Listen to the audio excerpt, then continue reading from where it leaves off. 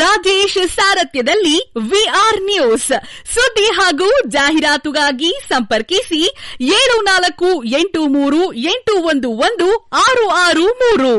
ಸತ್ಯ ಮತ್ತು ಸತ್ಯತೆ ನಿಮ್ಮ ಮುಂದೆ ತೆರೆದಿಡುವ ಪ್ರಯತ್ನ.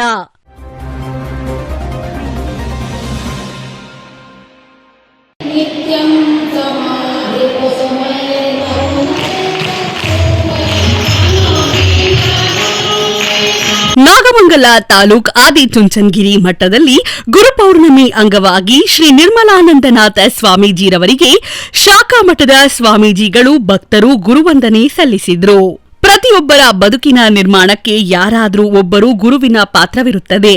ಅಂತಹ ಗುರುವಿನ ಮಹತ್ವವನ್ನ ಅರಿತು ಅನುಸರಿಸಿದ್ದರೆ ಜೀವನಕ್ಕೆ ದೊಡ್ಡ ಶಕ್ತಿಯಾಗಲಿದೆ ಎಂದು ಆದಿಚುಂಚನಗಿರಿ ಮಠದ ಪೀಠಾಧ್ಯಕ್ಷರು ಶ್ರೀ ನಿರ್ಮಲಾನಂದನಾಥ ಸ್ವಾಮೀಜಿ ಅಭಿಪ್ರಾಯಪಟ್ಟರು. ತಾಲೂಕಿನ ಆದಿಚುಂಚನಗಿರಿ ಮಠದ ಬಿಜಿಎಸ್ ಸಭಾಂಗಣದಲ್ಲಿ ಗುರುವಾರ ಆಯೋಜಿಸಿದ್ದ ಗುರುಪೌರ್ಣಮಿ ಕಾರ್ಯಕ್ರಮ ಉದ್ಘಾಟಿಸಿ ಮಾತನಾಡಿದ್ದ ಅವರು, ನಮ್ಮೊಳಗೆ ನಾವು ಹೋಗುವಂತಹ ಪವಿತ್ರ ದಿನ ಗುರುಪೌರ್ಣಮಿ. ಗುರುಪೌರ್ಣಮಿ ನಮ್ಮನ್ನು ಆತ್ಮಾವಲೋಕನ ಮಾಡಿಕೊಳ್ಳುವ ಮೂಲಕ ನಮ್ಮ ನಿಜ ರೂಪವನ್ನ ಅರಿಯುವ ದಿನವಾಗಿದೆ.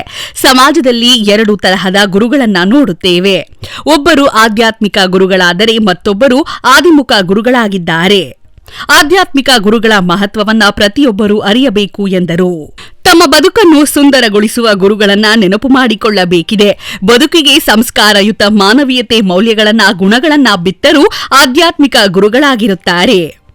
ಒಳಿತಾದ ಚಿಂತನೆಗಳನ್ನ ಬದುಕನ್ನ ಕಟ್ಟಿಕೊಡುವ, ಮನಸ್ಸಿನಲ್ಲಿ ಪ್ರತಿಷ್ಠಿಸುವ ಪ್ರಕ್ರಿಯೆಯನ್ನು ಸನ್ಯಾಸ ಎನ್ನಲಾಗುತ್ತದೆ. ನಾವು ಇಂತಹ ಸ್ಥಾನಕ್ಕೆ ಇರಲು ಕಾರಣರಾದ ಡಾ ಶ್ರೀ ಬಾಲಗಂಗಾಧರನಾಥ ಸ್ವಾಮೀಜಿರವರನ್ನ ಸ್ಮರಿಸುವ ಈ ದಿನ ಇದಾಗಿದೆ.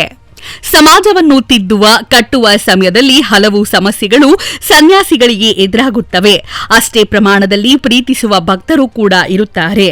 ಎಲ್ಲವನ್ನೂ ನಾವು ಸಮಾನವಾಗಿ ನೋಡಬೇಕು ಎಂದರು. ಪೂಜ್ಯ ಶ್ರೀ ಶ್ರೀ ಶ್ರೀ ನಿರ್ಮಲಾನಂದನಾಥ ಸ್ವಾಮೀಜಿರವರು ನುಡಿದರು. ಇದೇ ಸಂದರ್ಭದಲ್ಲಿ ಜಿಲ್ಲಾಧಿಕಾರಿ ಡಾ ಕುಮಾರ್ ರವರು ಮಾತನಾಡಿ, ಯೋಗ್ಯರಲ್ಲದವರನ್ನು ಸರಿದಾರಿಗೆ ತರುವ ಶಕ್ತಿ ಗುರುಗಳಿಂದಾಗಿ, ಒಡೆದು ಹೋಗಿರುವ ಮನಸ್ಸುಗಳನ್ನು ಒಗ್ಗೂಡಿಸುವ ಶಕ್ತಿ ಶ್ರೀಗಳಿದ್ದಾಗಿದೆ. ಸನಾತನ ಸಂಸ್ಕೃತಿಯನ್ನ ಪರಿಪಾಲನೆ ಮಾಡುವ ಜನತೆಗೆ ವಿಜ್ಞಾನದ ನೆಲಗಟ್ಟನ್ನ ಕಟ್ಟಿಕೊಡುತ್ತಿರುವ ಶ್ರೀಮಠದ ಕಾರ್ಯ ಶ್ಲಾಘನೀಯ ಎಂದರು. ಗುರುಪೌರ್ಣಮಿ ಅಂಗವಾಗಿ ಗದ್ದಿಗೆ ಪೂಜೆ, ಶ್ರೀ ಕಾಲಭೈರೇಶ್ವರ ಕ್ಷೇತ್ರಾದಿ ದೇವತೆಗಳಾದ ಚಂದ್ರಮೌಳೀಶ್ವರ ಸ್ವಾಮಿ, ಗಂಗಾಧರೇಶ್ವರ ಸ್ವಾಮಿ, ಮಾಳಮ್ಮ ದೇವಿ ಮತ್ತು ಸ್ತಂಭಿಕಾ ದೇವಿಗೆ ಶ್ರೀ ನಿರ್ಮಲಾನಂದನಾಥ ಸ್ವಾಮೀಜಿ ಪೂಜೆ ಸಲ್ಲಿಸಿದ್ರು. ಭೈರವಕ್ಕೆ ಶ್ರೀ ಬಾಲಗಂಗಾಧರನಾಥ ಸ್ವಾಮೀಜಿರವರ ಗದ್ದಿಗೆಯನ್ನ ವಿವಿಧ ಬಗೆಯ ಹೂಗಳಿಂದ ಅಲಂಕರಿಸಲಾಗಿತ್ತು. ಗದ್ದುಗೆ ಶ್ರೀ ನಿರ್ಮಲಾನಂದನಾಥ ಸ್ವಾಮೀಜಿ, ವಿವಿಧ ಶಾಖಾ ಮಠದ ಸ್ವಾಮೀಜಿಗಳು ಪೂಜೆ ಸಲ್ಲಿಸಿದ್ರು. ಗುರುವಂದನೆ ಸಲ್ಲಿಸಿದ್ದ ಭಕ್ತರು ಶ್ರೀ ನಿರ್ಮಲಾನಂದನಾಥ ಸ್ವಾಮೀಜಿಯವರ ಪಾದಪೂಜೆ ನೆರವೇರಿಸಿದ್ರು. ಹೂವಿನ ಮಾಲೆ ಹಾಗೂ ಫಲ ನೀಡಿ ಗುರುವಂದನೆ ಸಲ್ಲಿಸಿದ್ರು.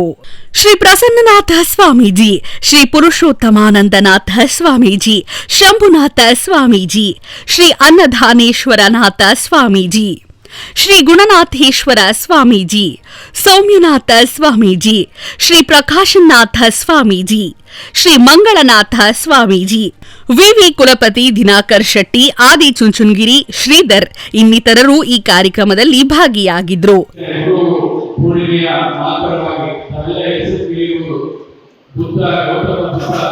ಎಲ್ಲರೂ ಕೂಡ ಪ್ರವಚನವನ್ನು ನೀಡಿ ತನ್ನ ಒಬ್ಬ ಶಿಷ್ಯನಾಗಿರುವಂತ ಸಾರಿಪುತ್ರನಿಗೆ ಯಾವಾಗ ಅವರಿಗೆ ಜ್ಞಾನದ ಸಾಕ್ಷಾತ್ಕಾರ ಆಗುತ್ತೆ, ಜ್ಞಾನೋದಯ ಆಗುತ್ತೆ, ಆ ಜ್ಞಾನೋದಯ ಆಗುವಂತ ಸಂದರ್ಭದಲ್ಲಿ ಗೌತಮ ಬುದ್ಧ ತನ್ನ ಶಿಷ್ಯರನ್ನ ಕರೆದು, ನೀವು ಪ್ರಪಂಚವನ್ನು ತುತ್ತಬೇಕು, ಎಲ್ಲರಿಗೂ ಕೂಡ ಜ್ಞಾನದ ದಾರಿಯನ್ನು ಅಳಿಸಬೇಕು, ಹೋಗು ಪರ್ಯಟನೆ ಮಾಡುವಂತ ಹೇಳುವಂತ ಸಂದರ್ಭದಲ್ಲಿ ಆ ಶಿಷ್ಯ ತುಂಬಾ ಗಳಗಳನ್ನು ಹೇಳ್ತಾ ಇದ್ದಾರೆ.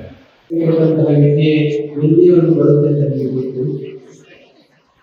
ಆಧ್ಯಾತ್ಮಿಕ ಗುರುಗಳು ಹೇಳಿಕೊಟ್ಟಂತ ವಿದ್ಯೆ ಯಾವ ಮಟ್ಟಕ್ಕೆ ನಾವು ತಲುಪಿಸುತ್ತದೆ ಅಂತಕ್ಕಂಥದ್ದು ಕೂಡ ತಿಳಿಸಬೇಕು.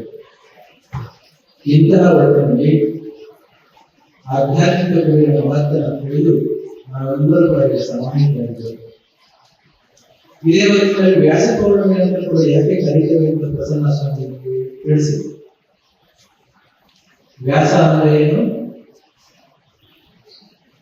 ವ್ಯಾಸ ಅಂದ್ರೆ ಯಾರು ಅಂತ ಕೇಳ್ತಾರಲ್ಲ, ವ್ಯಾಸ ಅಂದ್ರೆ ಏನು ಇಂಗ್ಲಿಷ್ ನಲ್ಲಿ ಹೇಳ್ತಾರೆ. ಬಯಾನಿಗೆ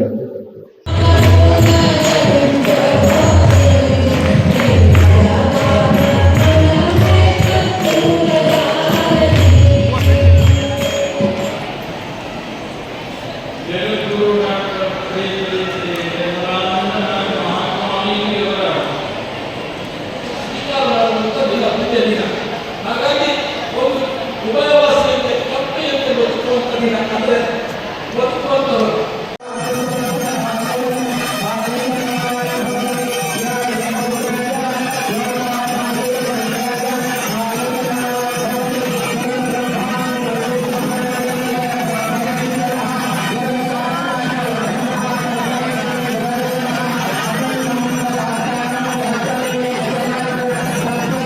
ಸಂಪಾದಕರು ರಾಜೇಶ್ ವಿಆರ್.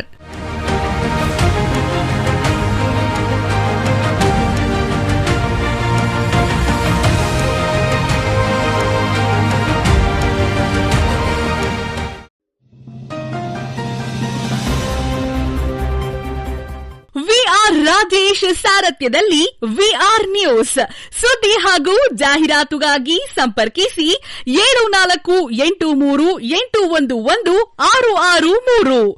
ಸತ್ಯ ಮತ್ತು ಸತ್ಯತೆ ನಿಮ್ಮ ಮುಂದೆ ತೆರೆದಿಡುವ ಪ್ರಯತ್ನ.